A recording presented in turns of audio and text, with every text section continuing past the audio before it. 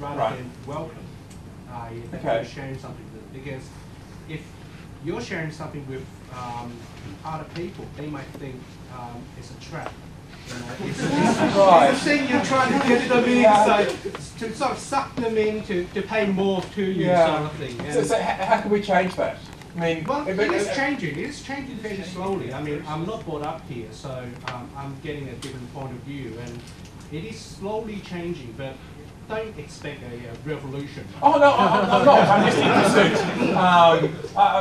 I'm interested in because I think it's a shame that there are not more people involved. It just takes a few to form a core, and once you have that core, then things tend to gather around it.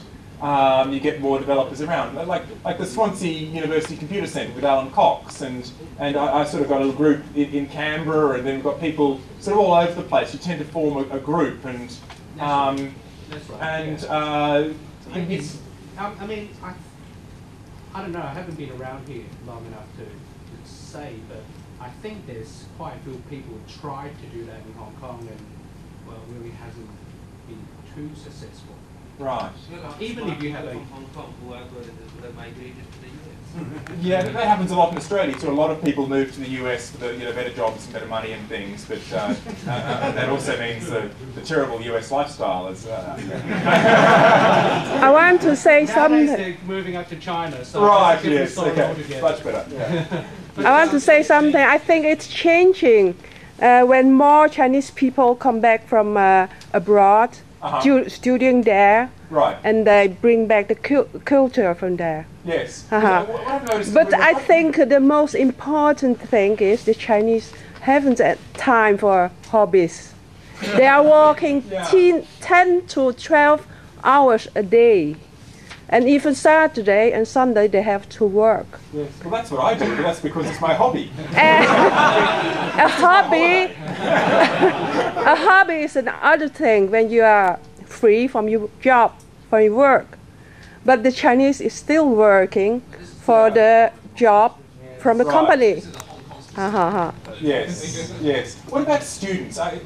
One of the things that I wanted to mention is that... I think it is more about, education. Yeah. Because the way we are educating is less self-initiated and also less creative. So that I think this may make people less to self-initiate to share the code. Yeah. Let me ask you a question. A lot of open source projects get started through procrastinating students. Students trying to avoid work. You know what procrastinating is? When you avoid work. And you don't want to write that paper, you don't want to write your thesis, you don't want to do some work, and so you try and do anything. Some people procrastinate by playing games, and others procrastinate by writing a timetable. Well, some people procrastinate by writing code, unrelated code. Now, maybe Hong Kong students work too hard and they don't procrastinate. No, do students here procrastinate? They procrastinate by having a life. Having a life? Dreadful! Right. Interesting. You know what I mean? I mean, most student here has a busier life than working life. So, of course, they're fee-paying universities. You have to work as well to pay your way through university, and it might help. I've noticed that in Australia we seem to have a larger percentage of free software developers in Australia than in most other countries by their population. I think it's partly because the universities are almost free. They were free until the more recent government, but they're almost free now. And that means that students don't have as much pressure to finish fast, so they have more time. I spent 8 years on my degree, but in those 8 years I started 25 open source projects. And over the 8 years, and my supervisor, one of my supervisors was very kind, and he liked all the work I was doing. But the head of department said, "You'll never amount to anything because you never finish things." I still haven't finished Samba. Another quote from that: our students didn't have much experience before their graduation. Take example. Yesterday I saw an interesting news in the news group. A guy in the university, they asked that anyone can sell me the answer of a programming assignment. Yeah, that happens all over the world. I assure you.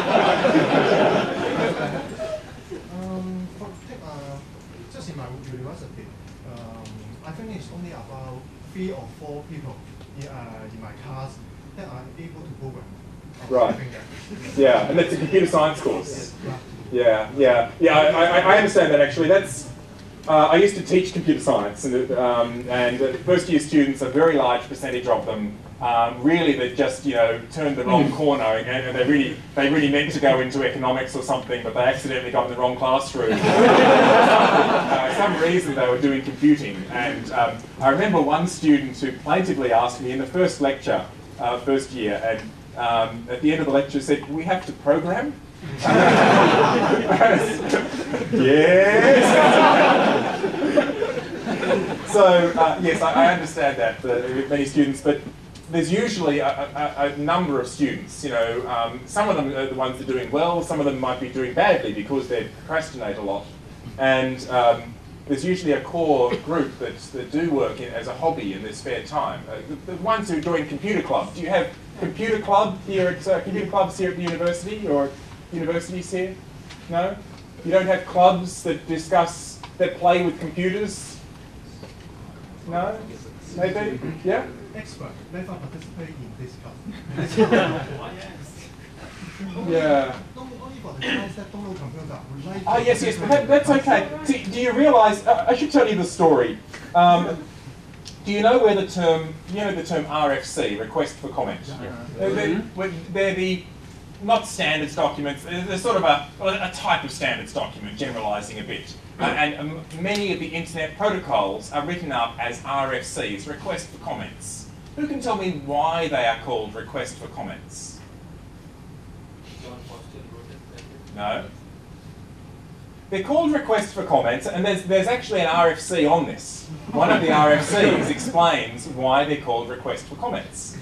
And what was happening is that, and I'll probably get some of the names and dates wrong and things, but you have to read the RFC. I hope you'll forgive the inaccuracies.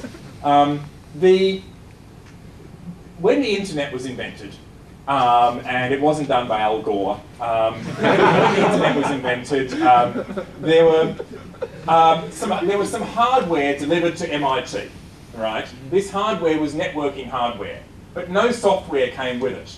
And there were some students, and these students had access to the hardware. And they were expecting the software to arrive later. They were expecting the big companies, the IBM, Wang, those sort of things, a few months later to bring the software, give them the software to use this hardware.